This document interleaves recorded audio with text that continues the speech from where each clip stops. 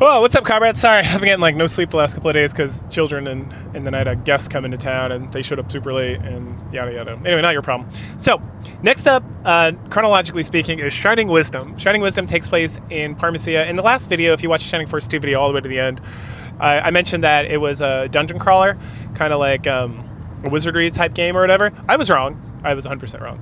It's a Zelda-like game, like a original Zelda, where it's like an action. I don't even want to call it an RPG thus far. Like you can get items and you can switch stuff out, and I'm sure you can find like crusts or heart containers, or the fuck I'm gonna call them in this game, to increase your hit points. But there's no experience. There's just like you can get gold / rubies, right? So it's like a Zelda clone, which is unfortunate. I'm not a big fan of this genre, which is why I'm not a big fan of Zelda, because it's super boring and it's not.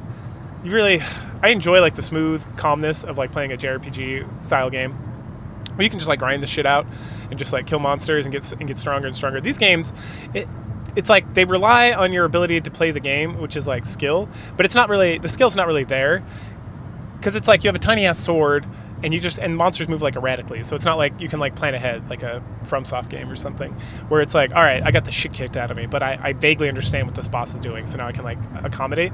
Like when you're playing Zelda, it's just like, oh, this floating eye is like floating the fuck around, and you just gotta like meander about until you can like get a shot at it, and even when you plan it out well, you're still gonna get hit, because it's just like, I don't know, there's no pattern to it. I'm sure there's some fucking pattern, but I'm not that autistic. So anyway, this is a Sega Saturn game. So a brief tutorial. If you would like to play this game, which I can't recommend or not recommend it yet, because I've never played it before and I just started playing it. I use Medefen, MEDEFEN, and it's kind of wonky. It's essentially like, there's no GUI, so you have to use like controls, like you have to use like keyboard controls. So if you're using a gamepad like me, I'm using a PlayStation 4 controller for these games generally, using DS4, which is like a whole nother thing you gotta go set up. And I've considered using the PlayStation 5 controllers, which I just have lying around at this point, because I'm done with that Sony shit. But I only have so much time in a day, and that shit takes like an hour to like set up a lot of the times. You got to like download like all these drivers and like put stuff together and look up a tutorial, which is fine. I just don't have I don't have the time for it at this juncture. And the PlayStation 4 controllers have been working just fine. Anyway, so the first thing you got to do is set up your controller, and you just do that. You hold like Shift Alt, if I remember correctly, or maybe it's just Shift F1, and that's like controller in position 1, and then once you do that, then you can like, up, down, down. For some reason, I had to press every button twice, which I didn't understand, because it'd be like, what's up? And I'd press up, and there's like, what's up again? And I'm like, up? I think it was trying to get me to do like, I don't know, 2 controllers or something, because it was like 1, 1, 1, 2. I had a Genesis, or I had a Saturn. I don't remember it having 2 D-pads. Maybe it's for, I would say maybe you could use it for like the access thing, but it made me do that for all the buttons, right? And these controllers, the Saturn has like, it has like top buttons, like left to right, and then it has like 6 pad buttons, like A, B, C, X, Y, Z. Anyway, most of these games still just use like A, B. Anyway, so that's how you set that up. And then to save state, it's F5. And then if you want, you have to use the tilde button, which is the one next to the number 1 on most keyboards for fast forward, and you have to hold it down. I've not been able to figure out how to just like control it on, like just to turn it on, so I can just run the game like that. Now, I don't necessarily want to do that for this game, because again, it's like a Zelda style action role-playing game, so if it's moving too fast, I'm gonna get fucked. So I changed the setting in the DS4 for the controller to have like the left trigger button be tilde, which is, you got to do that for some of these emulators, which is fine. It's really an easy fix. And once I got that, and then I full screened it, and then I had OBS do the whole desktop, then everything worked out fine. So if you're ever trying to play one of these Saturn games, it's kind of a rigmarole, and you got to do it for like every different game you play. But once you get it going, it's fun, because you're gonna play Saturn games. Okay, so enough of that shit. Go ahead and like, share, subscribe, comment, all that stuff. All right, so Shining Wisdom. Shining Wisdom starts off with a cute little FMV. There's no talking in this game, even though Saturn could easily handle that kind of stuff. Look at my Magic Knight Ray Earth review way back in whenever for comments on that. But generally, you could have speech. This one doesn't. So you get this like weird, it's got like a weird kind of chibi, like that kind of PlayStation Saturn era, with like almost like a Final Fantasy VII. Not as blocky, like more round kind of characters, but also chibi. If you know what that is, you can always look it up. It's like kind of cutesy and small. Anyway, so we get this. We're in a hallway, and this creature is like appearing and disappearing, appearing and disappearing, and then we see like a king and a chamberlain, and the creature appears there, and the king and the chamberlain are like shaking in their boots, and then we go to the princess, and she's just like sleeping in bed, and then she wakes up, and there's like 4 creatures, which I'm gonna guess are elementals. Again, I've never played this before, so you're getting this as I'm getting it, because someone later in the game at the first town mentions the 4 elements, like 4 elementals, but they're all standing there like floating above her bed, and she's like, the fuck? And then they like do something to her, and she like falls back asleep. All right, so that, and then we get, that's like the opening cinematic. Then you start the game, and then there's like a fairy who's like, hey, what up, homie, what's going on, and what's your name? And you're like, I'm Comrade, obviously. And then she's like, I think it's Mars is the default name. And she's like, all right, well, today's your first day as a soldier, and you're asleep. You better wake up or you're going to be late. Bye-bye. Oh, yeah, and you're in the kingdom of Ogden. And then you wake up because your grandmother comes into your room and is like, hey, get up. You're going to be late for your first day of work. What's wrong with you? You should be more like your father, Giles. Giles was the greatest knight who ever lived, and he's the best. And then we go from there to like outside, and your grandfather is like walking back and forth in front of the house, and he's like, oh, man, I hope we did a good job. I can't believe he's running late. We did everything I could. I taught him and his father the greatest fighting style ever, the accelerator, and I'm the greatest accelerator user of all time.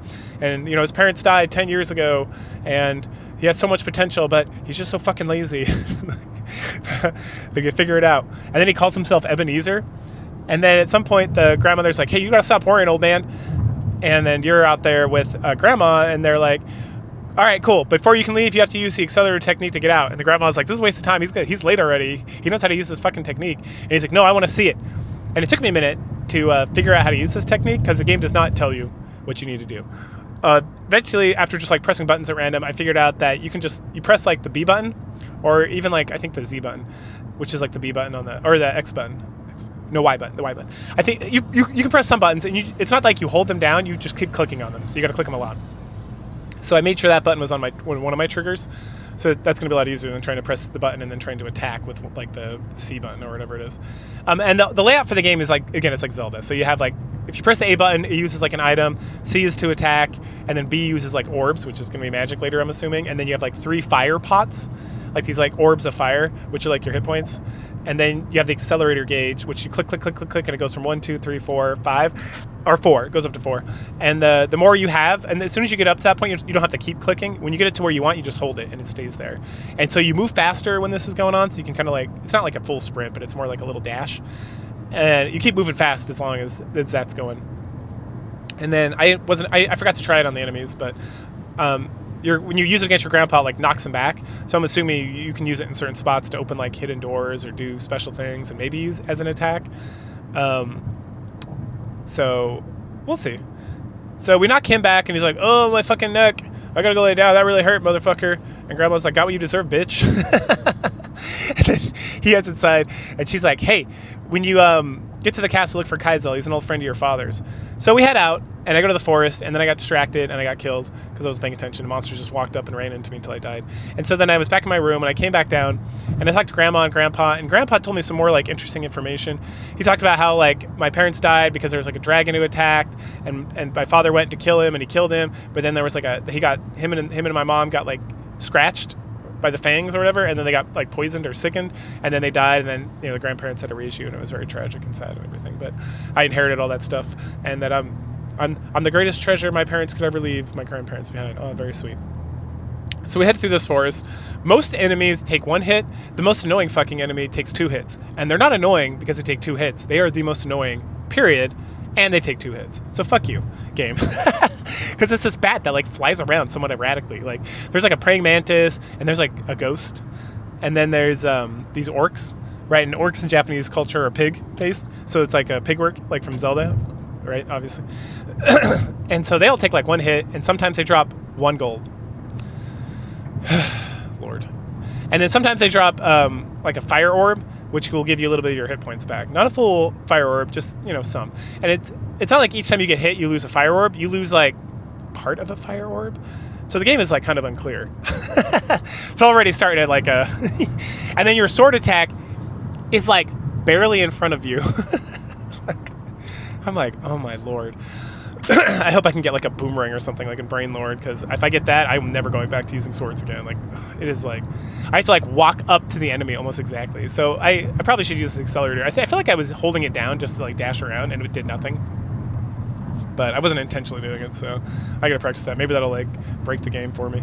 Anyway, so once we get through, there's a lot of signs telling you which direction is like which. Like, there's a town here, there's like a desert over here, and then finally like, oh, go this way for the Kingdom of Ogden.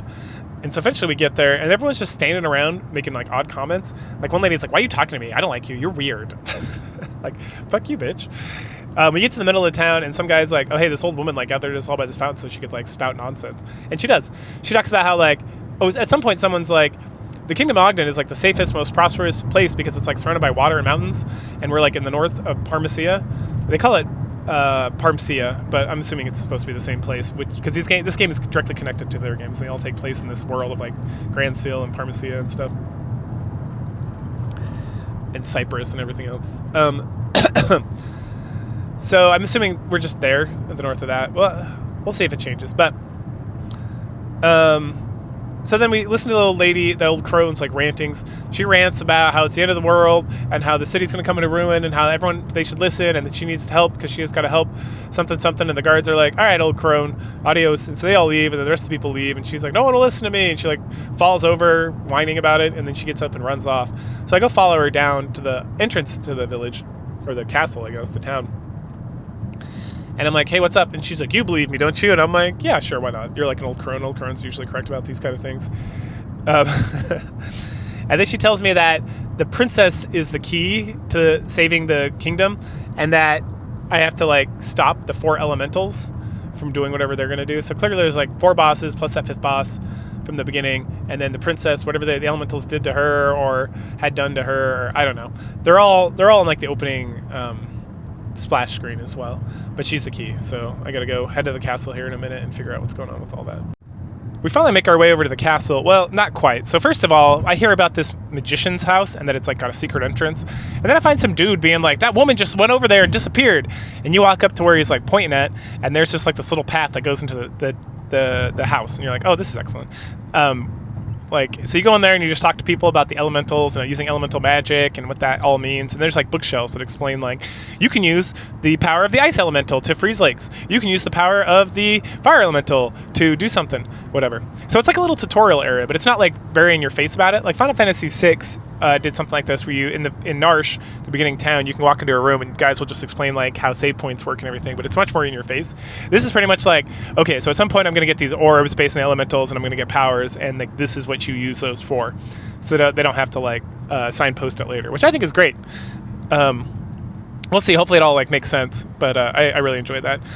So at that point we head into the castle, and we just start talking to some of the guards. We meet this guy Alfred, who's kind of like, he's like, "Oh, there's supposed to be a new guy, and he's supposed to be so good, but he's late. I can't believe he's so unprofessional." Brr, brr, brr. And you're like, "All right, asshole. We'll see about that later." Then we meet Kizzle. I think that's his name, who's the friend of our dad's, who's like the captain of the guard or whatever, or the captain of training new guards or whatever. And we run into him, and he's like chit-chatting with the Chamberlain, like kind of secretly off to the side of like the garrison area. And then they notice we're there, and they're like, "Oh, hey, hey, who are you? Oh, wait, I know you. You look just like Joe, your dad. That's right, your comrade. Cool. So, hey, this is the guy I was telling you about, Chamberlain. We're gonna get him to do that thing we were talking about." And the Chamberlain's like, "Oh, very, very, very good." And then Kizzle's like, "Hey, Alfred, get over here." And that's the douchebag who was calling us unprofessional. He's like, "Hey, this is your partner for tonight. Go get some rest. You guys are gonna be on like night guard or whatever on the West Gate, or yeah, I think it's West Gate." And he's like, "All right, man. Well, I'm going to bed. I'll see you later. Bye." And then I'm like, "Okay, cool. Time to explore the castle." And I'm glad I did, because there's a lot of interesting stuff going on. First of all, we there's like a secret thing where you can go to like the top of the castle and jump off into like a house that didn't seem like it had an entrance, and inside you can get angel wings. Angel wings, just like their Shining Force games, just let you teleport back to like your last save area, or out of dungeons and stuff. This game also has record books, so you can save at like the beginning of dungeons, which is, I like. That's nice. I mean, I'm save stating, so it's not like that important, but that's cool. I bought a couple just to see what they would do, and that's what they do. So I don't know if I'd ever do that again, but because save stating works fine. And then there's herbs which heal, which are very important. So I got a bunch of those stacked up. Anyway, talking to everybody in the castle, we find out that there's like the princess is under some sort of like sleep issue, and that they're keeping it like very hush hush, and that she hasn't like woken up out of bed in like 3 days. And some people in the castle are just like, I miss the princess singing in the morning. I hope she's okay. And we find out there's a scholar in the castle who was sent away to like find the cure for like the sleep sickness or whatever. We also find out that the king is like feeling weird, and that there's like some mysterious stuff going on about that. Like some people mention like he's acting kind of weird or for the last couple of days, or like they're seeing something like very amiss about the king. And then we run into the hobbits. Yes, there's hobbits in this game, and the hobbit elder is like close friends with the king, and like the hobbit nation is like allied with the king. They're like we're like in Ogden, and they're like West Ogden or whatever. And so, which is funny because there's a town there's like a city in Utah called Ogden that I've been to. And so whenever I read that, I like kind of laugh in my head because it's like the ghetto. Anyway, so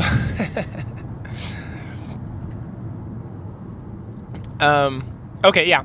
So then there's some mysterious stuff with the king, and so then I go and talk to like the hobbit contingent, and there's a bunch of elves with them too, and they're all talking about like Paizu or Paizat or something like that. And he's like a dark elf. He's like, they keep calling him a black elf, like a drow. I'm assuming is like the how it got like translated to Japanese and then translated back, but or because you can't call it a drow because TSR at the time I think I don't think Wizards of the Coast owned them at that point because this is like early 90s. Anyway, someone owed the rights, so you call him like a black elf. We all know what they're talking about, the drow. So this and that must be the guy at the beginning of the game who like was teleporting in and like misty stepped right up into the king or whatever, would be my guess. And that he's a real bad guy, and then people mention like, oh, he's like a wanderer. He like wanders around and does scary, spooky stuff. And they also are like, we came to warn the king, but he won't talk to us. And the elder of the hobbits is like very concerned because he's like, oh, I was scheduled to come see the king, and we're like friends and allies and stuff. So like, why the fuck isn't he seeing me? And like, no, I can't even like talk to him for a moment. And the guards are like, nope, no one can talk to him. So he's very perturbed about that. The other hobbits are pretty perturbed about that as well. Everyone's pretty perturbed about everything, to be completely honest. But there's some like bad shenanigans going on, clearly, throughout the castle. Okay, so then at that point, I kind of like talked to everybody I needed to. There's like a treasury I'm sure I can get to at some point. So it's time to go to bed. So we head to the barracks and take a little nappy-potamus. And when we get woken up, and then we're out with Alfred, and Alfred's like, bro, I am so fucking tired. I'm just gonna get like 40 winks. You cover me, right, homie? And then he goes to sleep, and it's like, fucking asshole. Talk about being professional. Anyway. While we're like doing guard duty, we see this elf, and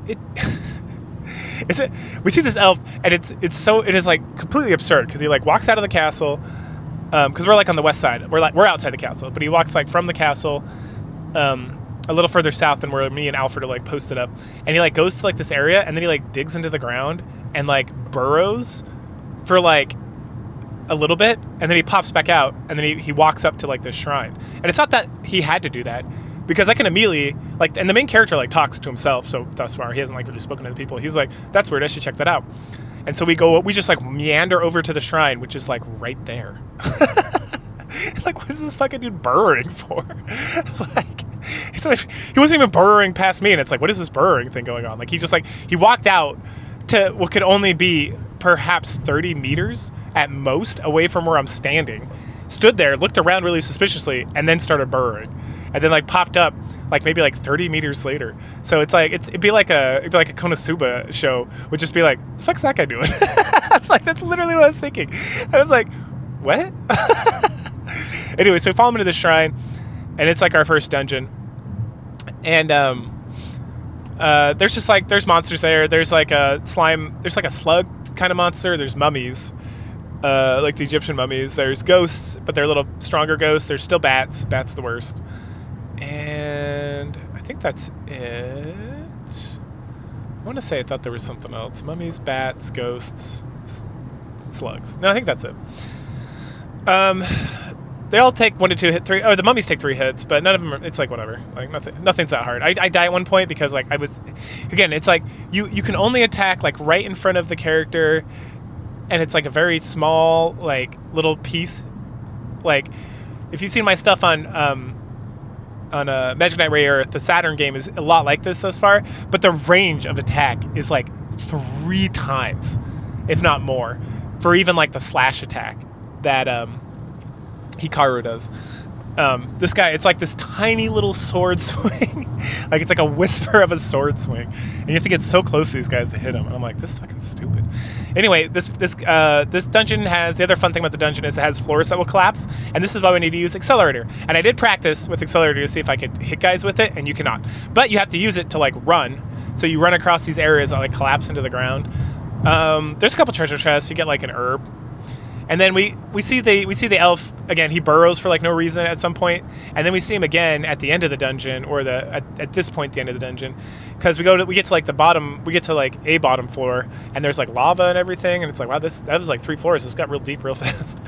And he's at this. There's like a lava lake, and like he runs and like, well, he's standing by a treasure chest, and he does something, and then he runs and jumps across it. And so we meander over to the treasure chest, and we find like I don't want to call it a vigor ball, like from Shining Force 2. We find like, it's some sort of, the main character is like, oh, it's like, God, what was it? Vigilance? I think it was Vigilance. It's some sort of elf magic. Hold on, maybe I wrote it down. Oh, yeah, it is Vigilance. Okay, yeah. It says, oh, it's a Vigilance spell orb. It's elf magic. And then he's like, that elf jumped across that path, or that cavern. I'm not fucking doing that. Let's just go back. And I was like, okay. Thank you, main character. So then I meander back out. I could use an angel wing, but I'm like, whatever. It's like 3 floors, and I can get some more gold, which I'm going to need for like the thousands of herbs I assume I'm going to need to beat this game eventually. So I just meander back out of there. So we clear out of the dungeon, and it's morning time. Hooray! Everything's great. As we wander back over to where Alfred's at, he wakes up, and he's starting to be accosted by some of the guards. And they're like, hey, were you sleeping? And then he's like, no. And they're like, well, you need to go see the king right now then. And he's like, ruh-roh. And then he sees us. He's like, hey, we're good, right? We didn't see anything. We were awake. Nothing happened. And I'm like, yeah, of course. And they're like, all right, you need to go to see the king too. And we're like, all right, fine. So we head into the council chamber, or whatever, the king's chamber. And the king is like, oh, hey, so you two didn't fall asleep? And they're like, no. And then Sir Kitzel, or whatever, is like, see, I told you, this is the guy. This is Sir Giles' son, or whatever. And the king's like, oh, yeah. Very good. All right, we're going to promote you to the elite guard, both of you, because everyone else in the castle, every other guard fell asleep last night. And Alfred's like, fuck me. And that we find out at this point that the black elf, Parzat or whatever, has cursed the princess, and that we're going to be her personal guards at night because we're not affected by the magic that puts everyone to sleep. So we head off to sleep again so we can get to night. In the morning, at nighttime, before we start our shift, we got like the Chamberlain and Kitzel there, and we get like a huge lore dump. So we find out that there's an orb that the king has that Parzat wants, so we can summon like the Dark Titan, and that he put the princess to sleep, like a magic sleep that only he could get rid of, and threatened the king and said, if I don't get that orb, then the princess is never going to wake up. And the king hasn't done anything, but he also threatened that if you tell the Hobbit Elder or anybody else, like, it's not going to be, I'll never come back and wake the princess up, so then you're fucked. And that Parzat, let's see, Okay.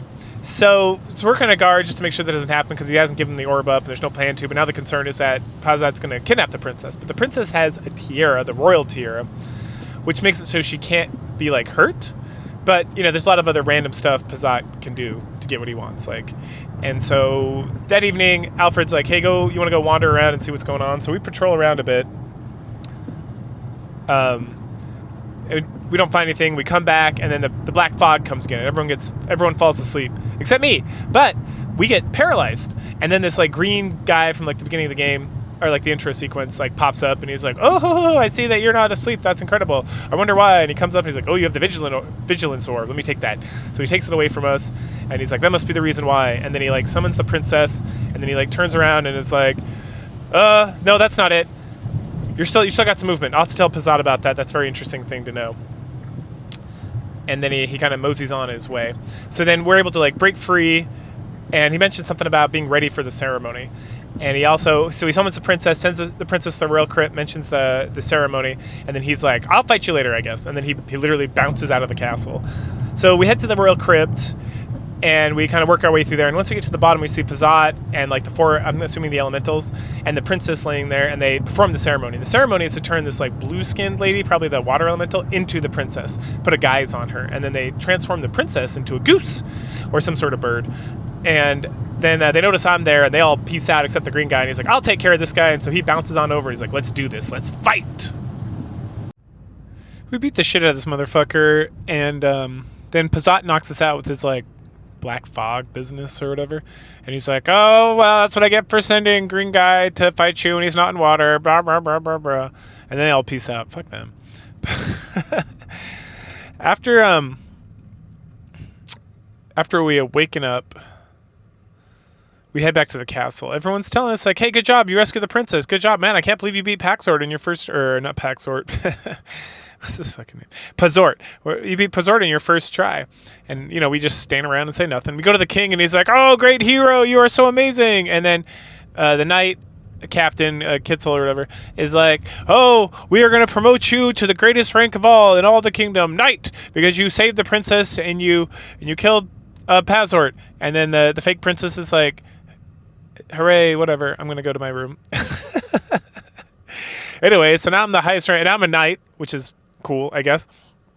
But they're like, hey, we need you to go to Gudu Valley. Here's a key to get in there. And when you get in there, you're going to talk to the fairy. And the fairy's going to help something. Again, it's one of those situations in this game where it's like, yes, I wanted to go to Gudu Valley and talk to the fairy because I need to find the goose princess. And the fairy can help me with that. Why are you sending me there? I'm a knight. I literally destroyed the evil elf and saved the princess, according to how you all are portraying this to me. So why are you giving this key to go talk to the fairy? Fuck it. That's why. All right, well, I accept that because as the hero, I understand, even though I say bullshit all, which is funny because the hero was like talking to himself before, and he like does not say anything else at this point. And no more questions, that no matter what you answer, you get the same story. It's like somewhere in like the early development, they're just like, let's completely change how this character interacts, I guess. It's just good. All right, so time to go there. So we head to the Gudu Valley, and we wander around there until we find the sliding boots. Wait, is that what we find first? Yeah, we get the sliding boots. No. Where did we get we got the rock boots. Where the fuck did we get those from? We already have them. Anyway, we get the sliding boots, and then we're like, all right, nope, that's enough of this. There's a place we can't get to unless we have a long-range attack, which we can't just get a rock and chuck it at, like, the crystal that opens up the pathway. We got to go find a mystical item. So we do that by going to the Mystic Forest. Why do we go there? Because the guide I'm using tells me to go there. Otherwise, I would have just fucking wandered around and eventually found it because it's full of these, like, sliding holes, these sliding logs that we're going to use our new sliding boots for. The nice thing about the sliding boots is that you can use them to attack, unlike the stone boots. So we go ahead and over to the Mystic Forest, and we slide around there for a while, and we use our stone boots. There's a lot of like puzzles here. It's not bad. The fighting still kind of sucks. I kind of discovered a secret that if you just normally attack, it's awful to hit things. But if you like accelerate to at least level 2 and just hold that button down, which is annoying, then you attack like straight forward. So instead of doing like this very weak like arc attack that only seems to do like an arc on one side of your character, you can literally just attack straight forward and it has a little bit more distance, which is nice. But soon that will be irrelevant because once we get the power gloves, which literally just looks like a boxing glove from the Mystic Forest, it shoots out a big glove, like the size of my character almost, that just like swings around. And it's kind of slow, but it's ranged, right? So fuck it. I start using that, and not only is it ranged, it does at least double the damage, if not 3 times the damage my sword's doing. So, like, goodbye, sword. It was nice knowing you. I don't need you anymore. Like, for real. So with that, we head back to Gudu Valley, and we can use that glove to get across that one part of the dungeon, and then there's, like, more breaking stones and trying to land on the correct platform, which I definitely save scum to do because I got tired of like walking back upstairs and fighting the same stupid enemy. So I was like, oh, nope, I'm going to quick save or a save state. And then if I get the wrong one, I'll just do the next one. All right. And eventually after save stating for a little bit, because there's like 10 of these spots and I just hit them up like systematically, we enter the boss battle. The boss battle, I don't even know I don't know. It's just like some clouds that circle around in the exact same pattern, and I just stand at where they crossroad, and whenever they start to come, I throw the glove and then I move out of the way. and I killed the boss so fast. It took a little bit of time because like the last cloud I just wasn't hitting because it circles around twice in like patterns of 2. So the first pattern, it's up in the air and it shoots lightning bolts if I stand directly under it, which I never did. And then on the second pass, it'll like come down to the ground. So you have to hit on the second pass. And for some reason, I was like kill a bunch, kill a bunch, kill a bunch, kill a bunch. And that last one, I just was like mistiming for some odd reason. Which again, you throw the glove forward and it goes pretty far up and does like this weird circle boomerang kind of thing. And to kill the gloves in like one hit. Or the clouds, I meant. It is a glove. All right, so we clear that out, and then we meet the fairy. And at first, it's like that old crazy woman from the town. And she's like, oh, ho, ho. Hey, I bet you're surprised to see me. And I was like, yes, I am surprised to see you. Correct. And then she transforms into a couple different forms, and I'm like, oh. And then she's the fairy, and not just any fairy, the fairy from the beginning of the game when we first start. You know how these Shining games like to go. They always have that like weird woman. It's not always the same woman. Like Simone or like Mathula or whatever. They always got these like people at the beginning who are like, oh, you want to hear a story? Would you like me to read you a story? You want a story, motherfucker? I'm like, yes. So that fairy, she's here. And she's like, congratulations. Here's the thing. It's called a harmony conch. Notes.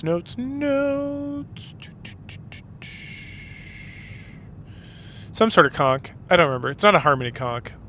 Calming conch? Something like that. Like a conch shell. Like you at Thanksgiving. Like you blow like a pond's, not pan, like a Greek thing that you would blow. Anyway. So she's like, hey, the princess is a swan. Oh, she's a swan. She's not a goose. My bad. My bad, everyone. And she's hanging out in the Mystic Forest, so you got to go find her. And how you find her is you talk to a treant. So we head back to the Mystic Forest again, and then there's one treant that we just kind of stumble upon, and you can tell it's a treant because it's got a face on it. And we're like, "What up, bro?" And he's like, "Yo, oh yeah, I've seen a swan. It's a weird looking swan. It's just flying around. It's got a tear in it. I think I got caught in a spider's web." And I'm like, "Shit." And it's like, "Yeah, it's just up there." And then it opens a path north of. It just says the tree's moving out of the way, so you're good to go. And I have to like fucking meander around trying to figure out where this shit is. Eventually I do. And there's a spider boss. And every time I hit the spider boss with the glove, it pauses. And I hit it like 7 times and it died. And then I'm looking at the guide that I'm using, which I got off GameFAQs. And it's like, this is one of the hardest the battles. And I was like, this guy's clearly not using the glove. Because that was the easiest fucking battle. I hit him once with my sword because I kept hitting him with the glove and hitting him with the glove and hitting him with the glove. Like, again, I hit him with the glove like six or 7 times, and I was like, this guy hasn't died yet. Is this glove doing any damage to this boss? Is it one of those weird things where it's like immune or there's like a trick to it? So I pulled out my sword at one point after I hit it with the glove and stunned it and just walked up and poked it and it died. And I'm like, oh, I probably just needed to hit it one more time with the glove. I think it has a lot of hit points. So I imagine if it's bouncing around and doing whatever the bullshit it was doing and you tried to hit it with that tiny little sword, that would be a difficult battle. But I'm smarter than the average bear. So I fucking hit it with my power glove and beat the shit out of it. And I realized at that moment something that I had already determined, that I am going to be using this glove or another ranged weapon for the rest of the fucking game. If the game gives me another piece of shit sword, that sword better do 18 times the damage of this glove, or I'm not going to use it. Like, holy shit. That glove is so goddamn powerful. Like, wowzers. Anyway. So that's good. And yeah, the goose is there. The princess, or not the goose, I'm sorry. The swan princess with her tiara is stuck in the spiderweb. So we release her. And then we try to talk to her, but she just goes like squawk or whatever. So then I use the conch again so that I can speak to her. And when we speak to her, she's like, oh my gosh, you can like totally hear me. I recognize you. You're that guy. And I'm like, how do you recognize me? You were asleep the entire time. Oh, wait, no. She was awake. I guess maybe she would have seen me when I went down to like the royal tomb. Sure, why not? I accept it. All right. So now we learn that we need to go take her to the Millennium Tree to get her changed back into a princess. Oh, here it is. It's a whisper conch. There it is. So the swan joins us. The swan princess joins us, and we head back to Ogden. Now, the programmers did a great thing here, and it was completely unnecessary. But as I'm walking around with the swan now in Ogden, people comment on it. Like everyone, I don't know about everyone. I didn't talk to everybody, but most people's like conversations are like, "What are you doing with the swan? You're supposed to be a knight. That's disrespectful." People are like, "Oh, I love your swan. It's so cute," or it's like, "Wow, you have a swan. That's awesome." And then we head back into the castle, and the Chamberlain and the Knight, Kitzel, are like, oh, cool, you got a swan, that's fun and stuff. We need you to go to the Millennium Tree for reasons. Those reasons being that the king is not feeling well, and he's in his bed. And we're like, cool, I was going to go there anyway, so awesome. And so then we go up to see the king in his bed, and he's all, oh, I'm all tired and tuckered out. Can you go to the Millennium Tree and talk to the elder and get me like a cure? And I'm like, sure, bro. And then his like assistant, or not his assistant, his like, what do you call those? It's like a lady in waiting, but for a king. His like butler or something. Anyway, he's there, and I'm like, hey, and he's like, hey, the king wanted to congratulate you. Here's an empty bottle. And I'm like, thank you. I'm sure I put like the fucking medicine from the Millennium Tree or something into this thing so that I can bring it back, right? It's like very Zelda orient or influenced in that regard. And then the servant also mentions that the princess has been very mean lately. Ooh, she's so mean. So I go talk to her, and the doppelganger's like, oh, what's up, motherfuckers? You think you're going to fix this problem? Fuck you. I see you, swan princess. Eat a dick. There's nothing you can do about it. In fact, I'm going to serve you up and give you to your dad as a goose dinner. Did she say goose? Whatever. To eat. Ah, ha, ha, ha. Just kidding. Whatever. See you bitches later. Fair. All right, so now it's off to the Millennium Tree. So we push on through the tree. It's not too bad. There's, I would say that the pathway here outside with the enemies that are like flying around, the flying enemies are real assholes. I hope I get a weapon at some point that can just target anything, regardless of whether it's in the sky or not. I know this game is like very, very particular thus far with like the abilities and what works on what, so I doubt that will be a thing. But hopefully I'll get some mercy from Team Sega over here and get that figured out. Anyway, so the tree is mostly this like flying dragon thing, which doesn't hurt me and I don't hurt it. More of the caterpillars, more of these like mushrooms that bounce around. At the very beginning, I decide I'm gonna just grind it out because there's like a spider right in front of like an entrance, and these spiders, when you kill them, they turn into two spiders, and then the two spiders often, like, I would say there's like a 50% chance they drop these bags of money, and the bags of money aren't that much, but normally guys are dropping coins, so you get like 1 gold coin, and these bags of money are like 10, I think. 10 or 20. Anyway, it's a lot. It's a lot to a point where I spent like 35, 40 minutes just grinding, and I ended up with like over 3,000 gold pieces. And just for like context, the like an herb which heals like 4 of your hit points is like 10 gold pieces, right? So, and that thus far, that's like the only worthwhile thing to buy. I mean, there's like these angel wings that will teleport you out of dungeons. I think they're like 20 gold pieces. Anyway. So now I can stack up on herbs, which essentially will make me immortal because you can have access. This is not like Yestus Flax where you get like 10 and that's it. It's like you can have, I don't even know, I have like 51 at some point, and it's just like, cool, now I can just utilize this and just brute force my way through the game. Perfect. I found the cheat code, and there it is. All right. That being said, we meander ourselves through this place. There's some bullshit puzzle where there's like these prawns that are not prawns, these fronds that are like in the way at certain points, and then we have to go find like a wooden button, and on that wooden button we have to use our stone shoes to jump, and then we have like a time limit to like run past them. Eventually we get another like heart container at some point. Also, I find like the monkey outfit, and the monkey outfit lets you climb vines. And that's it. I tried attacking with it and it did nothing. And usually with these things, I just assume the worst thus far, because like the conch shell, which does virtually nothing. I don't know why it's not an item. It's like put in the weapons category. So you had to like keep switching off like your 2 viable weapons, which are the glove, well, and the sword to some extent. But I would say pretty much just at this point, the 1 viable weapon, the glove, which has done me, which has been perfect thus far. The only downside is when it's like swinging around, you can't like keep attacking. So if you miss, you're like, you gotta run. One trick advantage is, as long as you like, when it's circling back to you, you can kind of, it doesn't come to you like automatically. You can like dodge around it, and then it'll just keep circling you. That takes a little maneuvering, and there's not always space to maneuver, but against the boss in this level, I used it a little bit just to kind of like have it keep killing like its little add-ons that it would summon. And then let's get there. So the monkey suit lets us climb vines. We climb up, get to the top. Finally, we run into Cactus Boss. Cactus Boss is a asshole. Fuck that guy. I hate this boss. It was not enjoyable, even in the slightest. So what happens is you roll in, and then he summons 4 little cactus. So you kill those 4 little cactus. You can use the sword or the glove if you're intelligent, which I did. And then I was like, the fuck am I supposed to do? This thing, like every time I shot at it, even if it was like mid-jump, it would like jump over my glove and did no damage. And I was like, fuck this. So I looked in a guide, and they were like, oh, you have to slide attack into it when it's on the ground, because it's constantly jumping. So you got to time that, and then you can get like 1 or 2 shots in, and then it will pop back up and summon more cacti. Fuck this game. Like, I had to hit it like, this is with the glove. I can only imagine with the sword. I had it like 8 times. And so I had to knock it down 4 different times, and then it will summon these 4 little motherfuckers, and they jump too. So you can't. It's not like you're guaranteed to hit them. You got to like time your attack on that as well, and then they'll like get you in a corner. And this level is not big. Like, it is a very small little room that you're in. So I got trapped in the corner a few different times to a point where I started save stating every time I like did damage to this thing. Cause I got tired of dying and having to climb my fucking way back up this stupid tree.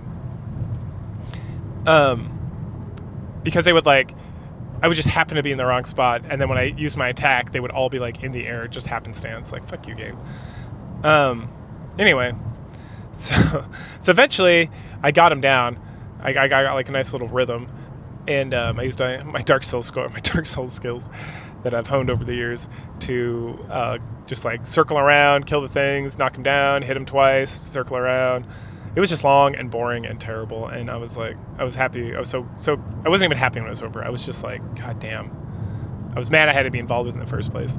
But afterwards, we meet the elder of the tree, or the hermit of the tree, or whatever he calls, and he immediately transforms the princess back into princess from the goose, or no, she's a swan, from the swan, and she's like, oh my gosh, thank you so much. And then he makes some comment, I can't remember what it was. It was like, oh yeah, and the king's sick too. And then she's like, how do you know? And he's like, I know a lot of things. And she's like, how do you know them? And he's like, I don't know. I'm an enigma, even to myself. Oh,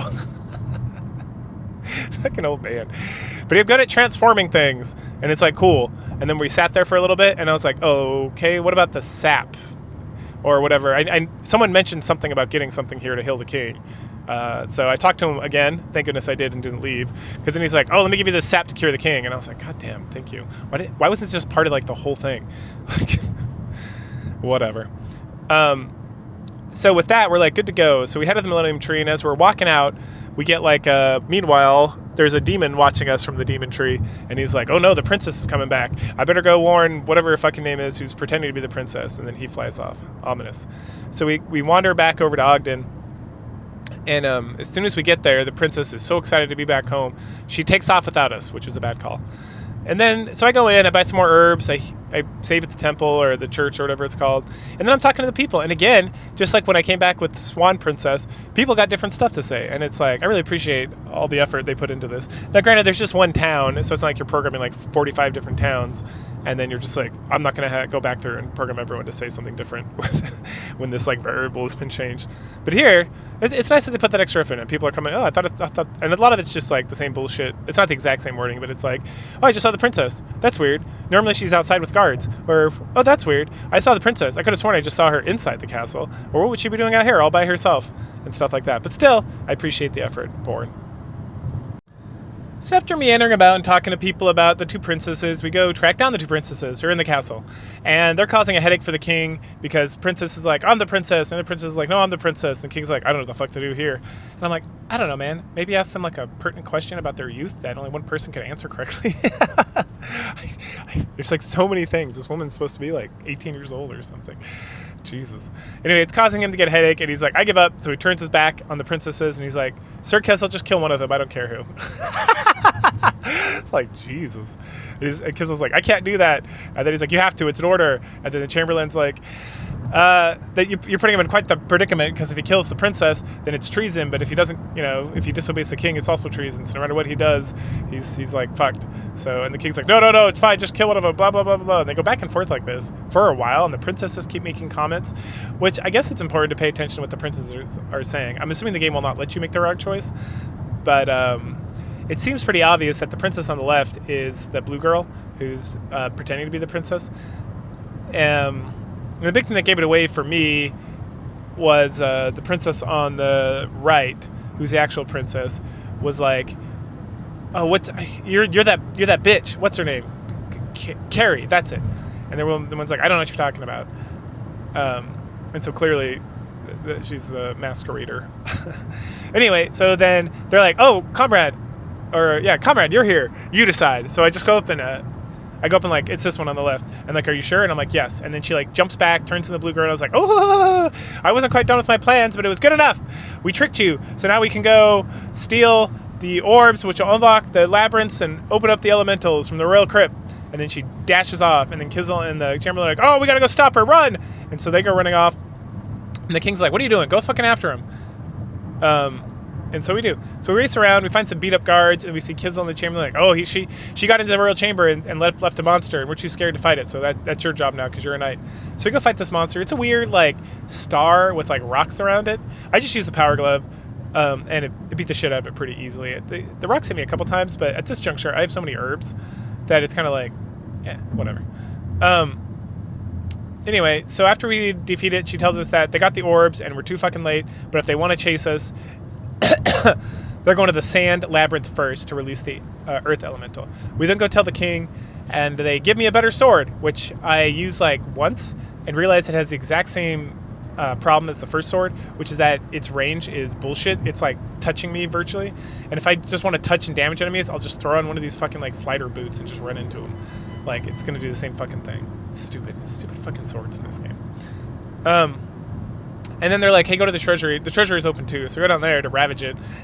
And for some reason, all the treasures are gone, except one, which is these like Hercules gloves. Which I know I keep calling the weapon that I'm using the power glove, and I think it's called the power glove in this game.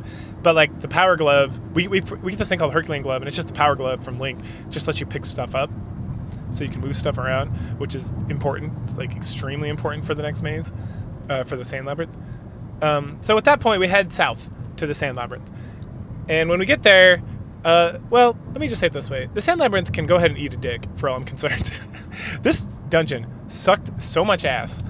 It was confusing, and there's so many spots where you gotta like fall on the right spot, and then you have to change the sand to stone and stone to sand and all this bullshit, and you have to press like, you have to essentially go all the way down to the very bottom, or the very top, however you want to look at it. I think it was the top. So you have to go all the way up to the very top of the sand labyrinth to click all these buttons, to open these doors, to open these pathways, to get yourself like set up, and then you gotta go all the way back to the first floor, which again, there's like 5 floors, 6 floors, so it doesn't seem like that big a deal, but it's a lot of like curving and twisting and like turning sand into stone so you can cross bridges. And then at some point here you get the mole claws, and the mole claws let you crawl through sand like underneath, which has a lot of like hidden doors or hidden stuff, and then some of it's like very not obvious, so it's like you're just trying to like dig everywhere to see where you're supposed to go or what you can do.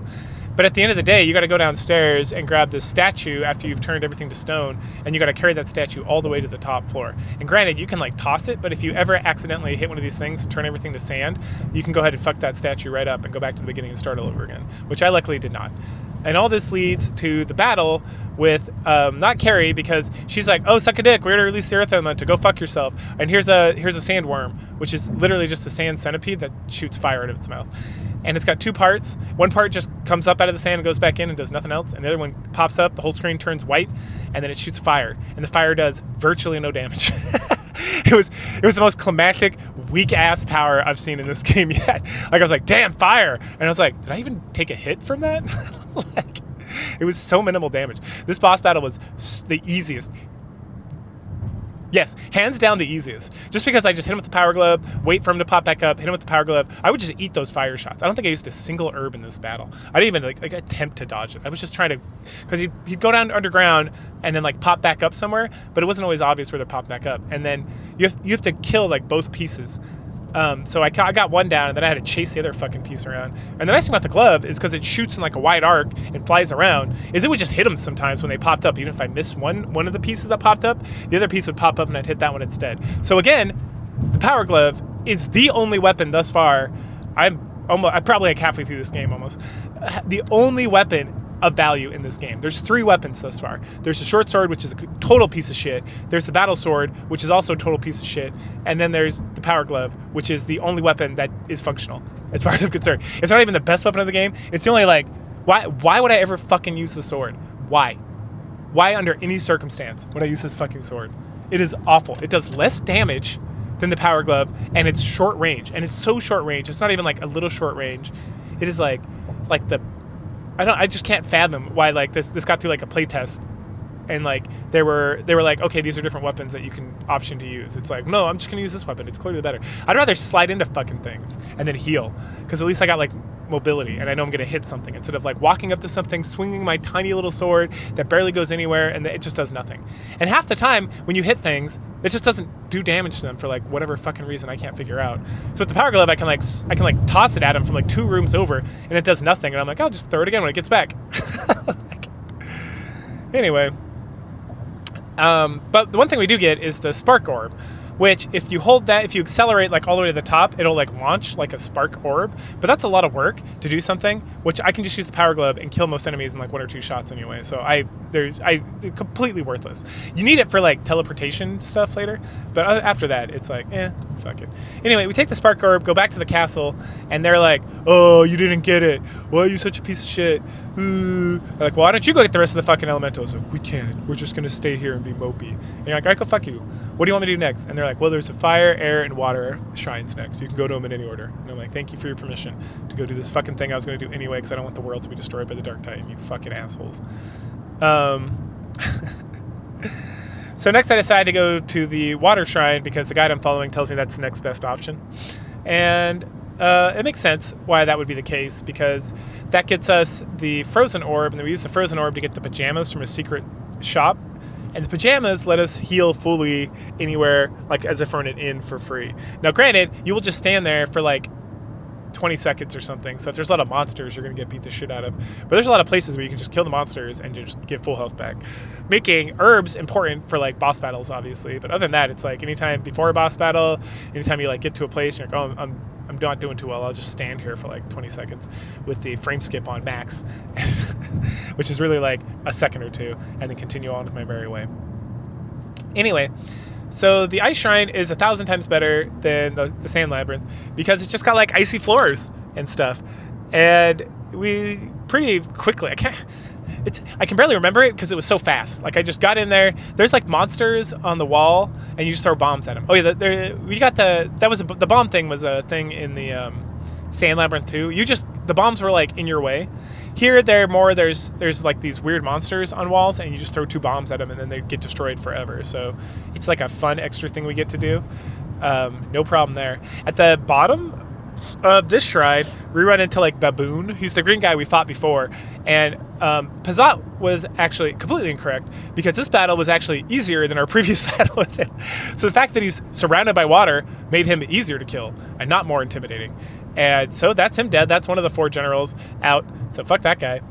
I just kicked his ass. There's like a square bridges you kind of walk around, and he pops up on one of them, and I would just throw my power glove. It would hit him, and he'd disappear, and then he'd pop up somewhere else. So I literally just walked around in a square. I only had to hit him like 5 times. It was like nothing. And then occasionally he will like shoot a very slow like water spell at you, and then there's these like lily pads that are floating around, and sometimes they'll come hit you, and they do like a little bit of damage. Like, I don't even want to say like a moderate bit of damage, just a little bit of damage. I think I used 2 herbs in this battle, and I wasn't even trying to I wasn't trying not to get hit or anything. I was just walking around, and every time he popped up, I'd throw a power glove and hit him. And sometimes I hit him twice, and he went down super fast. But he gives you the ice orb, and like I said, we get the ice orb, we head out, we go to this shop, get the pajamas so that we can heal anywhere. You can also pick up like this mystic diary or whatever, or miracle diary, and I was like, what does this fucking do? And I looked it up, and it's like a 1-use item, so like I will not be using that because it was like 500 gold for like, I'm like save stating, so I kind of wish I hadn't bought it, but I still have like 1,500 gold pieces. And again, herbs cost like 10 gold pieces, and angel feathers cost like 20 gold pieces, and those are the only 2 items you need in the game. Everything else is bullshit and winkiness. So yeah. Next, we're gonna head to the jumping shrine, which is, I keep going into this cave up by the Valley of Gudo, and it keeps being like, you better have the frozen orb if you're gonna be in here. So now I got my fucking frozen orb, so now we're gonna go see what the fuck's going on up there. Hopefully it's a better power glove or some other long range weapon. If it's another sword, it's just gonna go back in the trash bin of history with all the rest of the fucking swords. The jumping shrine, my old friend.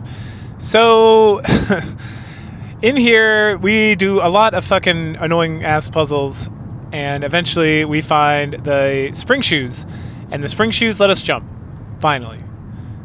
But that's it. So what do we do with that now that we got that? Well, now we gotta go to the fire labyrinth / fire shrine, and I know I keep switching up what I call these fucking places, like the sand labyrinth, the water shrine, whatever. And that is because the game keeps changing what they're called. It also will call things like the ice, it'll be like the ice labyrinth, and then later the water labyrinth and stuff, and I'm like, this is terrible localization and translation. Like, just call it one fucking thing, game. Anyway, not that I'm any better. We head down think it was like southish of the Millennium Tree, if I remember correctly, is the fire shrine. Excuse me, a little sick. When we get to the fire shrine, we meet with, it's like fire and shit, man. It's a lot of jumping around, which is fine. This shrine wasn't bad at all. It's just kind of like cruise through that thing. There's a lot of paths that are blocked with ice that we want to come back around later once we get the fire orb from the asshole who runs this place. And just like everywhere else, we show up, aha, fuck you, comrade. We already freed the fire elemental. But if you want the fire orb, you're going to defeat me. And then I very easily do that. Mostly because this guy is like a, it's not even that he's a bitch. He is a bitch. But it's more that he just walks around. There's like this path. There's like this hole in the ground in the middle with like lava. And he just like walks back and forth on this thing and like periodically sends out fireballs that do very little damage. And they're just kind of like tossed about. So they're very easy to dodge if I really cared to. Unfortunately, the only way to do damage to him that I could find out was that you have to stomp freeze. You have to equip the ice orb and the stomping boots, and you have to stomp freeze at full charge, and then occasionally it will freeze a fireball, and then you pick that fireball up and you like bowl it at him, and if it hits him, it does 1 damage. Now, as annoying as that sounds, which is super fucking annoying, you only have to hit him twice because he's a bitch, and then he dies and you get the fire orb. So it wasn't too bad, especially because obviously I have save states. So after fucking around trying to like light these things on ice, turn the fireballs into ice, and then trying to toss them like very jankily, I was like, you know what? Fuck this. I'm gonna take a very scientific approach to this. I'm gonna do this step by step, save every step of the way, and just fucking be done with this because it's annoying as hell. At that point, we angel feather back to the beginning of the shrine, and then we go break open some of these like ice chambers, and we find the mystical mirror, I want to say, which is what we're going to need. Now, why do we need that? No explanation. But guess what? I'm using a guide. So the guide tells me I got to go to the Hobbit village, which I do. Scarily, no one is there. I wonder what happened to all of them. We follow the path, we follow just kind of like around, and eventually we find this little pond. We freeze that pond once we climb into it with the ice orb and the jumpy boots. And then we use the mirror, and that takes us to the mirror labyrinth. Yes, the mirror labyrinth. This place sucks ass, super hard. But that's okay because I'm using save states, and I'm using a controller thing where I can change what all the buttons do. So the big gimmick here, because this maze actually isn't too bad, it sucks for 2 reasons. One, so there's a room where you can like turn the mirror world on and off, and every time you do that, it like adjusts the dungeon slightly, and I think there's like 5 iterations of this, 5 or 6. So that's annoying because if you're like you have to keep going back to this one room and like moving the world around so that you can access different things or like throw bombs or like get through doors or find certain chests or whatever. And all it does is it flips the map back and forth, but also when you flip the map back and forth, sometimes different stuff is activated. Like what a headache this would be to like figure out for the first time. Like I would have to like sit down with a notebook and be like, iteration 1, like draw this goddamn map out and figure it out. And I ain't got time for that. And I got a guide, so fuck it. The other annoying thing is that when you're in like there's like the mirror portion and the regular portion. Now in the mirror portion, everything is reversed, right? Including your control.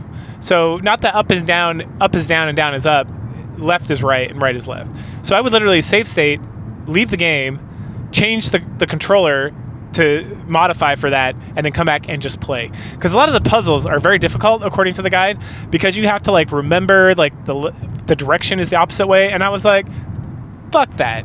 I'm not doing that shit. This stupid ass game. Guess what? It was super easy. So we cruise through there and we get to the end of the labyrinth, and it's our best friend forever, Kari, I want to say, the blue chick. And she's like, hey, what are you doing here? And you're like, I'm here to rescue the hobbits, even though I don't really speak. And she's like, the fuck you are. I trapped them here so they can't do whatever bullshit they're going to do to stop Pazort. And there's no way out. Tee-hee, tee-hee. And then ... Wait a second. Do you have the fire orb and the water orb? That means you killed whatever their names are, the other guys. Ooh, I'm mad now. I'm going to fuck you up. And then the battle starts. And she is another bitch. Not literally, but like all the other bosses are little bitches. She's also in that frame of reference a little bitch because she just wanders around incredibly slowly with like a what would you call this? Like a morning star, like a chain with a ball on a chain essentially, and she swings it around, and it's like, oh no, I gotta run in there with my shitty sword that I refuse to use. Or here's a thought. Power Glove shoots further than her chain whips around. So I just stay outside of her range and pummel her to death with the glove. And I was being super lazy. And if this thing hits you, it does a lot of fucking damage. So I used quite a few herbs because I just was like, whatever, it's fucking, I have like 60 herbs. What's she gonna do? She's gonna eat a dick. That's what she's gonna do. And occasionally she'll just like walk very slowly and spin this thing around. And then occasionally she'll toss it out and then just stand there. And the funniest part about this was sometimes I would like hit her, and then I'd like move, and she would just stop spinning and just stand there for a moment. So clearly some sort of like bug with the emulation or something, or just in the game. And I would just wander up and like hit her again, and I was like, fucking boss, man. So too easy. Oh, Power Glove. I have a feeling if I'm allowed, I will be using you against the final boss as well. Because you are hands down the best weapon in this game, without, not even close. All right, so once we kill her, we don't get an orb because we're just in like this labyrinth or whatever. But we pop out into the Hobbit village, and then we talk to the nearest Hobbit, and he's like horrified and has like severe PTSD from this whole experience. He has quite the lengthy conversation about, the nightmare that I lived through. I was like, damn, son. The rest of the Hobbits are more chill. They're just like, wow, that was crazy. What you gonna do? And then finally we meander into the Hobbit Elder's house, and he's talking to two elves, and they're talking about what they're going to do, and the elementals, and being frozen, and the mirror world, and all that bullshit. Like, I don't remember like most of the conversation. It was really kind of uninteresting. But then they're like, oh, hey, you're here. And you're like, hey, what up, homies? And they're like, oh, hey, oh no, the elementals are released. What should we do? Well, me and my friend here are going to go to the ancient labyrinth. And this is one of those parts that was like very glaring. And you go to like the wind shrine, and I was like, cool, sounds good. And then when I got to like the wind shrine, quote unquote, it literally, as soon as I walk in, it's like air labyrinth. And I was like, make up your goddamn mind, game. Look, these things are not the same.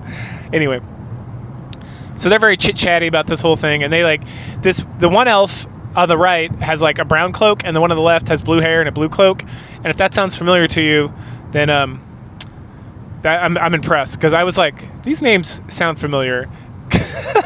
Because they named themselves as well. And I was like, Sarah and Kazan, that seems vaguely familiar. And then when I like glanced at my guide, it was like, oh yeah, they were the wizards from Shining Force 2. I see why this game takes place chronologically after Shining Force 2, even though it has nothing else to do with it. So yeah, hey, it's our homies. Beautiful Sarah the monk, which she wasn't a mage at all. So I guess she, elves are long-lived, so she decided she was going to do it, have a change. And then Kazan, old Harlow's assistant. Good for you guys, still hanging out together, doing shit. Anyway, Kazan's also the one, or Karzan or whatever. It's like different in this game. That's what kind of threw me off. I was like, what? Who's this guy? But it's supposedly the same person. So he is the guy from the beginning that I followed, who left me like the vitality orb or whatever, the vigor orb, at the beginning of the game. And it's like, oh, cool, sweet. So that makes sense. Anyway, they're like, okay, yeah, so we're going to meet you at the ancient labyrinth. Go try to make sure the air elemental doesn't get released. And if it does, make sure you get the air orb, which is called the blast orb when I pick it up. This fucking game. And then go get the shining sword. And I'm like, oh, right, shining. It's a shining game, so we got to pick up the shining sword. That makes sense. So those are the... And then, because Pazort can only... Or Dark Titan or whatever can only be damaged by, like, the shining sword or whatever. And that's where I'm like, please, Lord, please let the fucking Power Glove do damage to the final boss, because I really don't want to walk up and hit it with this goddamn sword. That's going to be weak as shit and have, like, barely any range. But the other present they give me is the Pegasus helmet. And you're like, oh, cool, what's this do? It lets you fly, which is awesome. Unfortunately, you have to step on these little, like... what are they, floor plates with a picture of a Pegasus on it, but it's super fun to fly. It doesn't last that long, and you can't cancel it, which is kind of annoying, but I kind of wander around a little bit, and I find a place where I can go get like more damage, I think, because there's like, I don't think I mentioned this before, you can find like blue crystals and red crystals. I mentioned the blue crystals before. They're like heart containers. Every time you find one, you get like a little more life. And then there's red crystals, which I'm assuming they cause you to do more damage, but I'm not exactly sure. There's this thing in like the inventory management that says like LS at the top of the screen, and whenever I get one of these red orbs, it gets like slightly bigger, or then I get like another one, just like with the health. And I'm like, is that supposed to be damage? I'm not exactly sure. Anyway, I'm sure it does something important, or not important. I'm sure it does something to make my life easier, so I gather as many of these things as I possibly can. But yeah, so after that, they head off to the ancient labyrinth, and I talked to the Hobbit elder, and he says some cryptic bullshit about something. He's like, oh, Nagu, you have to hit his barrier a bunch of times to get through, and that's it. And I'm like, I don't even know who that is, man. And honestly, there hasn't been a single like difficult boss in this entire game. Like the regular mooks that are just wandering around, and that sometimes when I attack them does no damage, have been the hardest thing in this game. There was like a kind of hard boss at some point, wasn't there?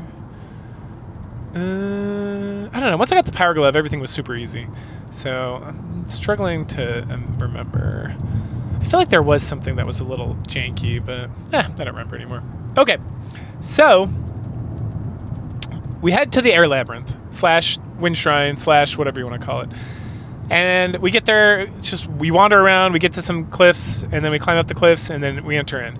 So we spend, this dungeon is hands down the best, because all we do is just fly around, and it's very simple, very easy, very straightforward. It's not confusing at all. You could just like fly here, get treasure, fly here, get a treasure, fly here, get a blue orb, fly here, get a red orb, and then boss. Like, I cruised through this thing in like 15 minutes. Like, I wasn't like using the guide. I like glanced at it after I killed the boss to be like, did I miss anything? And I'm like, oh, I missed a blue crystal. Where is that? Okay, I'll go get that. But other than that, I was just like moving around, and we're done. So that was great. And then the boss was a piece of shit too. Like, a lot of these,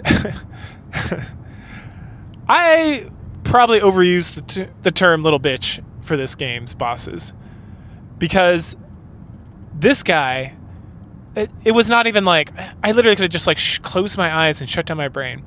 So this dude, I don't even know, he like taunts me about, the same bullshit, air elemental, you want the orb, fuck you, eat a dick. And I'm like, cool story, man. I have you equip like the shock orb, and you fly up into like the middle of this arena, and it's like on this little floating island thing, and he like flies around and occasionally will send like little tornadoes at you that are like so slow and easy to dodge. And so I just stood, or like I like circled around this little like Pegasus thing so I could just stay airborne, because he's flying, so you have to be airborne to hurt him, right? Because this game's got that dumb mechanic that it's more annoying than anything else.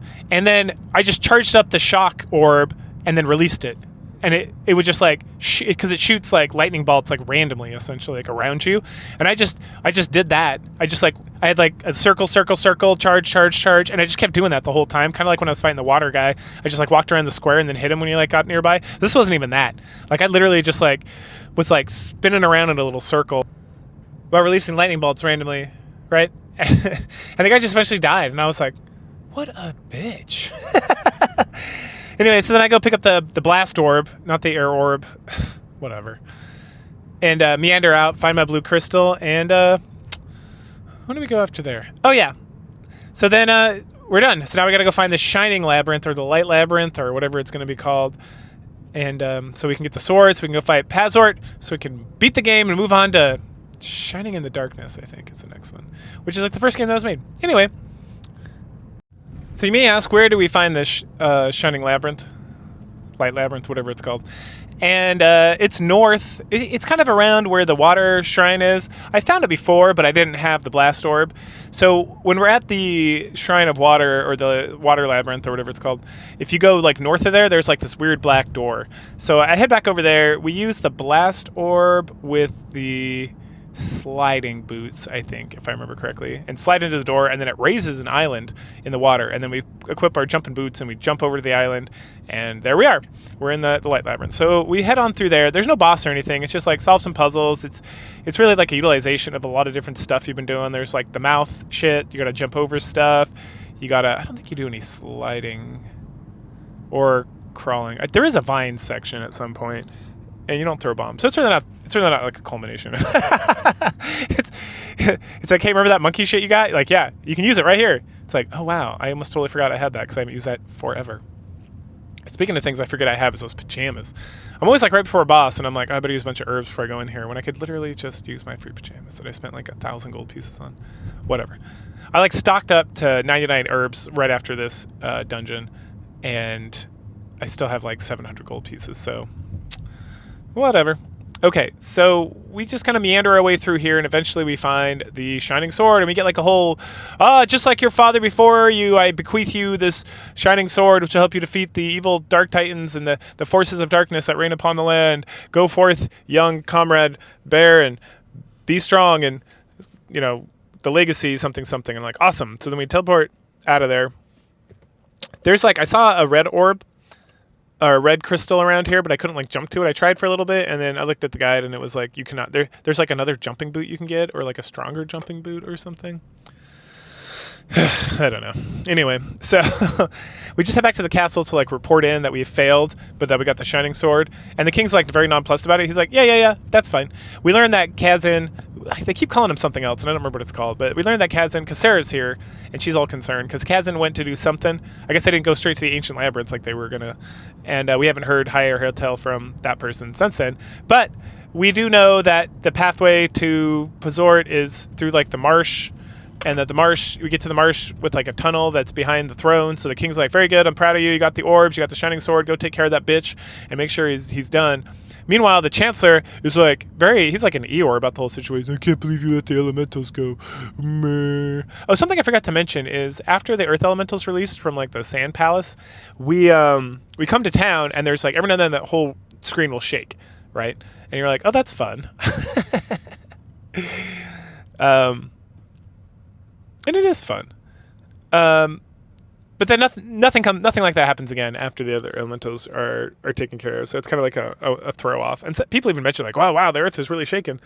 And then it stops happening after this point. But it's cute. It's one of those things. It's like, I appreciate that they took like a little bit of effort and threw this thing in here. Yeah, and Sarah's like, oh, I'm worried about this guy. And Kizzle's like, good job, you're doing great. And the king's like, I'm proud of you. And the princess is like, hey, when you get back, we're going to fuck, so don't die. That's what she says. She said, those are literally her words. Nah, she's like, oh, be safe, my hero. I'm so, I care for you so much, and I look forward to our time to spend together when you get back, ... And I'm like, so we can fuck. Got it. Okay, I'm motivated now, because supposedly you're hot, because you're a beautiful princess and whatnot, so hopefully that works out for me. Okay, cool.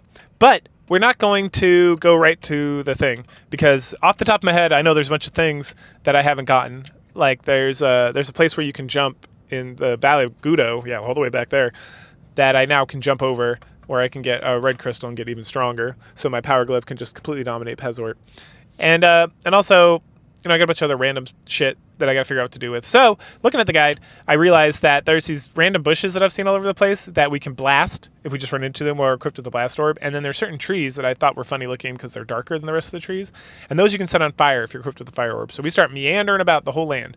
And there's also these really like bullshit secret areas where it's just like, there'll be like a dead end, and in one of like the side areas or the bottom area from the dead end, you can like slide under. But anyway, there's a lot of like random treasures to go get. And a lot of the random treasures are bullshit like herbs and record books, which I don't care so much for. But I'm like scanning this guy trying to find every blue and red crystal that I can possibly imagine getting, so I can go get them all. And I'm very excited about that. So that's what we spend the most of our time over the next couple hours of game time, just wandering everywhere, going back to like the beginning, going through all the dungeons, just getting all these treasures. So that now I have everything I need, except I guess this like secondary jump boot, which will let me jump even further to go get that one from the light laboratory, the light shrine or whatever. So hopefully we find those at some point. I'm also finding these like weird orbs. There's like the shield orb and like the dazzle orb. So now I got like, there's not just like the 4 elemental orbs, there's like all these other orbs, which I will probably do the same thing I do with the shining sword and just toss that shit into my like backpack and not pull it out again, unless I absolutely have to use that fucking shining sword or any of this other stuff to fight Pazort, which I'm really hoping the power glove will just do its job, because thus far, again, it is the only weapon you really need in this entire game because it's long range. One of the funny things is that in one of these bushes we find like a RC car. It has like a name. It's like Tonka RC car or something like that. And if if we get in it, we can like ride around, and it's really hard to control. It's not like that hard to control. You just have to smash that like B button to get it to move. Like, and that's how you use most of the. That's how you charge up your accelerator. So essentially, you're just charging your accelerator, but you can't hold it down to keep going. You have to like keep jamming on that button, and then to turn, you have to. It like turns in like a circle. So it's got like 6 directions the car can go. It's like up, down, left, right, and then the diagonals. Sorry, that's 8. It can go in 8 directions, and you can't just like move the controller. Like normally it's like if I want to go down, I just press down. But if I'm facing up in the car to go down, I have to press like left or right 4 times to turn. And if we drive this thing up to like Grandpa's house, he's like, oh, you got one of these Tonka trucks or whatever. Let's go to the racetrack. And you're like, the racetrack? The fuck is this? And so apparently you can go. And then I went and did like a race, and I got like, it's like, oh, the record time is 2 minutes. And I got like 2 minutes and like 15 seconds or something. And then my grandpa's like, you're a piece of shit. And I'm like, bro, I barely missed like the best the best time on my first try. How about you go fuck yourself, old man? Jeez. So at this point in the game, fighting Pazort, it's really just like a silly battle. It reminds me of that. It's a meme now, but back in the day when I saw what is it called? The Knights of the Holy Grail or whatever, with my Monty Python and the Holy Grail, where they had this scene where it's like, oh, we should go to Camelot, and there's like a whole like dance scene and people drinking and falling out of the ceilings or whatever, and then someone's like, Camelot's a silly place. That's what I was thinking about this boss battle, and it's very similar to the previous boss battle where I just like equipped the Thunder Orb or whatever it's called, the Lightning Orb, and then I charged my sword and just like ran around in circles avoiding him and just like firing this thing off randomly essentially. And like at some point I started to realize and then just like eating herbs like fucking like just shoving herbs in my face as fast as humanly possible because he hits pretty hard.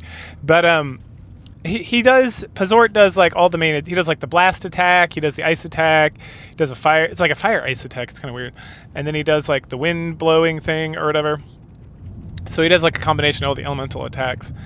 Oh yeah, when we first roll up to him, first we roll into Kazin, and he's like, yo, you got all the elementals, but you know he can still resurrect the Dark Titan with the orb, so be careful and go in there and kick his ass. And you go in there, and that's pretty much says the same thing. And he's like, oh, motherfucker, you sealed the elementals, but if I get those orbs, I can still resurrect the Dark Titan. I've gained enough of their like ambience or ether or magic or whatever. And so then he just like wanders around, casts these things. I just like spin around in circles, keep doing lightning. 20 times I think I hit him maybe, and then he dies, and he's like, oh, fuck you, I'm gonna drag you down to the abyss with me. And then the whole the whole platform like collapses and we disappear. We then go to Kazin's point of view, and he's like waking up and he's like, oh, and he hears like me and Pazort like yelling at each other, and then he comes up, and by the time he's up there the whole thing's like gone, and he's like, no, comrade, no. And then he like very slowly meanders back to like the king, and while he's doing that he's like talking to guards, and guards are like, oh, cousin, you did it, you're so great, you're such a great mage and all this shit, and you're not like that piece of shit comrade. He's so arrogant. And that comes up like it's one thing. It was very bizarre because I've been just like, I've barely been in this castle. Like I showed up, yeah, I'm a new recruit, I'm the son of like the greatest warrior who's ever lived, and then I like immediately am like solving every fucking problem, but I don't say shit because my character doesn't say shit, and I'm like barely around. Like I came back to the castle like 3 times from like all the shrines and all the labyrinths and all the sub labyrinths and all this, like, you know, you imagine this. I've been gone for like a month, and in that month's time I came back to the castle like twice. Once to like return the princess, and then once to get like, you know, the battle sword. I think sorry, I'm thinking. Did I get that with the princess? Anyway, I came back like 2 or 3 times. That's it. And it's like, when could I possibly had time to be arrogant, you fucking assholes? And it's not just, it's like keeps coming up. It comes up to a point where Kazin's like, hey man, you shut the fuck up. Just up, buddy. And I was like, thank you. It was like, what in the world? And even the counselor, like, so Kazin goes in and they're like, oh, you did it, you're so great, blah, blah, blah. And he's like, no, it was all comrade. And counselor's like, I don't believe it. And it's like, motherfucker, then who? Like, like, why would he lie about this, you dumb motherfucker? Like, fuck you. And the princess is like, I believe. And they're clapping to Comrade, and he's died. He got dragged to the abyss. And we're like, no. And then we go to the abyss, and there's Comrade just chilling, being sad, hippopotamus. And the fairy from the beginning of the game, and the one from Gudo Valley or whatever, she shows up, and she's like, what up? And he's like, milady. And she's like, well, looks like you're fucked. Fate is determined that you're going to die. But, you can change fate. It just costs a lot. And I'm like, okay, continue. And she's like, I like you for some reason, even though we've only met once. So what I'm going to do is I'm going to take that price. I'm going to Jesus Christ this situation by taking all your sins upon me. And then I'm going to send you back to the real world. And I'm going to be stuck here in the abyss suffering for like the crimes of your death or whatever. Some bizarre shit. Anyway, and we just do it because we can't. We really have no choice in this game. We're we can't be like, no, fairy, I will stay here. I will do the honorable thing and die. Anyway, so back at the council chamber, we have the hermit is there now, and so is the hobbit elder, and they're all discussing what's going on. And the hermit from the millennial tree is like, oh yeah, I felt like a weird disturbance in the force, so I went and got the fairy, and I was like, hey, you want to go check that out? And she's like, yeah, whatever, YOLO. It's and so she left, but I haven't heard anything from her since, so I don't know what's going on. And then you start flashing back into reality, and the princess is like, hey, I see him. And everyone's like, what? Shut up. Get back in the kitchen. And then the men start talking some more. And then she's like, no, bitches, I see him for realsies. And then someone else sees you too. And you like fade all the way in. And everyone's like, comrade. And then the princess like throws herself at you and is like, yay, time to get that dick wet. Literally. Excuse me. And so, yeah, there you go. After the credits roll, we see the princess speaking. So at the beginning of the game, when you start the game up, it's the fairy. And the fairy's talking to you. It's like, oh, you want to hear a story? Or like whatever they do at the beginning of all these Shining games. And it's like, dope, let's do it. This time it's Saretti, I think, or whatever his name is. It's the princess. And she says, oh, after, you came back, you became the first knight of the kingdom and directly guarded the king and me. And you were kind of like brokenhearted because of the sacrifice of the fairy, and you wanted to do something about it. So you decided to go off another adventure. And I worry about you, but I knew you'd return to me and give me babies. I think her exact words are, at some point you came back, or you are going to come back, and we will produce like it's like literally we will produce the next era of like adventurers. And I'm like, by banging? Why did you say produce? That's a weird. Working designs, you suck. Like, what kind of fucking translation is this? And that made me sad because I realized too late, I guess, because now I'm like, yeah, this whole translation's been kind of wonky. Like, not naming characters correctly, like literally naming Sarah Salah. Like, you just changed the R to an L for some fucking reason. And it's like, yeah, I know those things kind of get mixed up in like Japanese stuff because it's like they have one character that can like sound like kind of or like kind of sound. But her name's Sarah, you dumb motherfuckers. Like the fuck. And then Kazan is not named I didn't mention this before. His name's not Kazan. I think I mentioned they give him like a weird name. The name's like Parrot. Like it's not even close. And so the whole thing is like, fucking. Wish I played the European copy. They don't working designs have like nothing to do with that shit. Anyway, so I went ahead. Oh yeah, that's the end of the game. She's just like, and then we're gonna like bang it out. When you get back, we're gonna bang it out and have lots of kids. And I love sex, and that's the end. So that that leads us directly into Shining in the Dark somehow, which is I'm pretty sure the first game in the series that was made before they like struck gold with the Shining Force portion, which was like competing head to head with Fire Emblem, which is the Nintendo version of this series. Anyway. Back to the translation issue. So I went back and on CD Romance and made sure to download the European version this time, which I usually do when it's a working design game, or I get the undubbed versions where you get like the people who actually understand Japanese. They retranslate it and then they like slap it on, so you don't have to have that awful working design translations of these fucking games. They're just horrendous. It's like embarrassingly so. Oh well, at least we got games to play when I was younger, but now there's no reason to stick up with that when we have torrents and everything. Anyway, so I switched it out on my server, so we should be good if I ever play this game again, which I probably won't. And that leads to my final portion of this. I don't know what you fucking even call these. They're not retrospectives and they're not really reviews, just like my meandering thoughts on the stories generally in gameplay. The meanderings. So to wrap this meandering, I did enjoy this game. Now, it's not a bad game, but I wouldn't call it like a good game. I'd give this like a solid 6. So for me, I'm not IGN. I'm not a piece of shit company that tries to milk toast and then sucks the dick of the corporate teat, right? I don't give a fuck. No, Sega, the guys who made this game are possibly all dead, for as far as I know, right? So I'm not here to impress anybody with my minimal amount of like followers on the streaming platforms or whatever I'm using. So when I view a game as like a 5, and I mentioned this before, it's like fucking McDonald's. It's like, you know what you're gonna get, and you get it, and it's satisfying, but there's so much better things out there, right? So it's really just like, yeah, I got what I came for. And for me, it's like, I feel like this is slightly better than just kind of like your average run-of-the-mill game, because it kind of goes to like, okay, this is like a comparative score, right? And for me, part of it is like, would I ever play this again? And it's like, possibly.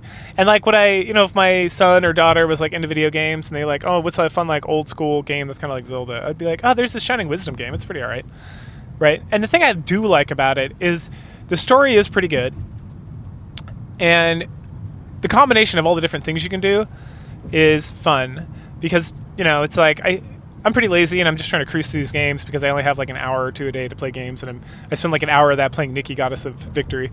So I get like an hour maybe a day, if that, to like run through these games. So I don't have time to like, that's why part of the reason I use guides, or like I cheat if I can, because I just want to experience these things. I don't need to like waste my whole life trying to like battle through something that like some autistic person's already taken care of. And when they built these fucking guides that are like immaculate, like, so thank you GameFAQs for existing still to this day. You're a national treasure as far as I'm concerned. So I don't want to give this a 5 because it's definitely better than just like a 5 would be, I don't even know, a 5 would be like a Mega Man 1 or something like that, where it's like I play it and I think about it because I owned it, so I played it a lot, and it's like, did I ever really enjoy Mega Man 1? It's like, kind of. Yeah, that's like a 5. Like, the game works, it does what it's supposed to do, it does it fine, but then you play Mega Man 2 and 3, and both of those are vastly improved, like, talking like 8 and 7s at that point, in that range. And this game I enjoyed more. Like, I sat down, I played it, I was like, oh yeah, I dig this. This is pretty fun. It's a lot of interesting stuff. It was never really that frustrating. Like, I got all this stuff. The biggest fault was, like, all the backtracking. But, like, even with the crappy working designs translation, like, I enjoyed the story. It was interesting. The characters were, like, fun. And, yeah, it worked all right. And as long as you didn't use that fucking sword for the majority of the game until you at least got those orbs and were casting, like, lightning spells at guys and fire and ice and whatever, then it really was just like, oh yeah, the Power Glove, this thing's fucking awesome. So yeah, I give this like a 6.